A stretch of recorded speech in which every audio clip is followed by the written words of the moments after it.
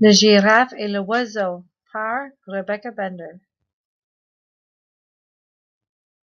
Bien s'entendre avec les autres est parfois difficile. Si l'oiseau pouvait te parler, il te dirait qu'il ne peut pas supporter la girafe. Et si la girafe pouvait te parler, elle te dirait qu'elle ne peut pas supporter l'oiseau. Tu vois, l'oiseau fait des grimaces à la girafe. Et la girafe tire la langue à l'oiseau. Une très longue langue.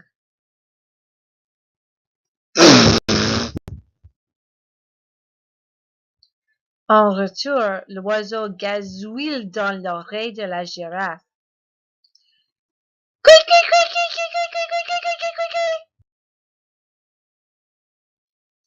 Alors, la girafe envahit l'espace personnel de l'oiseau. Certains jours, la girafe a mauvaise haleine.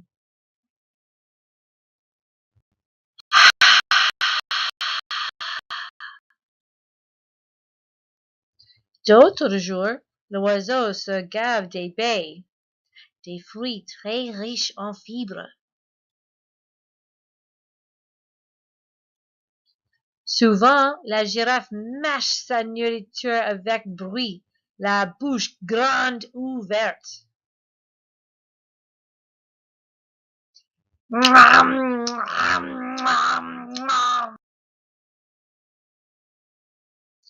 Et souvent, l'oiseau avale un verre gluant devant la girafe.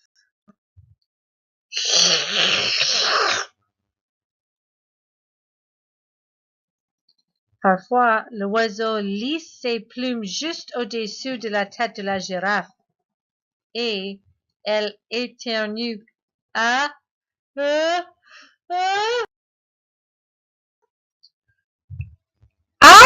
Achou! À chaque éternuement de la girafe, l'oiseau est éjecté du fil téléphonique. Et chaque fois que l'oiseau est éjecté du fil téléphonique, il vient se percher sur les cornes de la girafe. Quand l'oiseau se perche sur les cornes de la girafe, elle le chasse avec les oreilles. Fit, fit, fit, fit. Quand la girafe la chasse avec ses oreilles, il lui donne des coupes de bec. Pic, pic, pic, pic, pic, pic, pic. Pour que l'oiseau arrête, la girafe agite la tête et tous deux sont pris de vertige. Étourdis, ils finissent par s'écrouler par terre. Un jour, la girafe perd patience et crie à l'oiseau. Va-t'en, oiseau!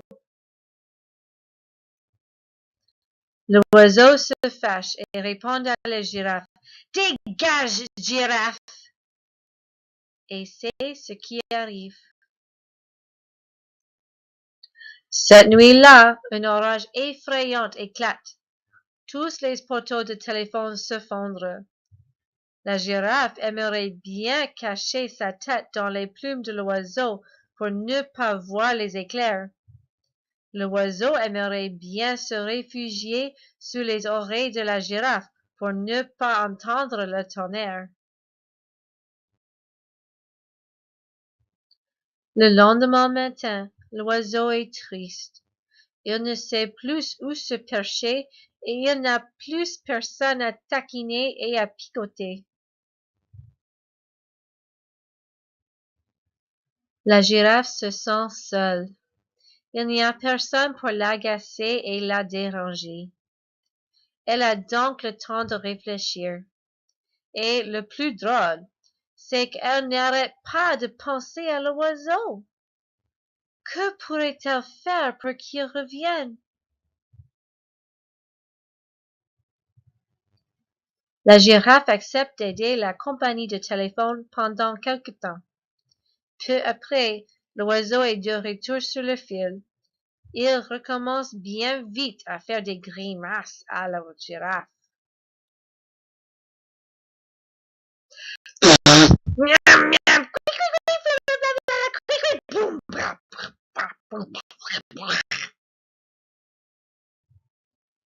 bien s'entendre avec les autres des murs difficiles. Si tu posais la question à ses deux compères, la girafe pourrait bien te répondre qu'elle ne peut toujours pas supporter l'oiseau. Et l'oiseau pourrait bien te répondre qu'il ne peut toujours pas supporter la girafe. Mais nous n'en croyons rien.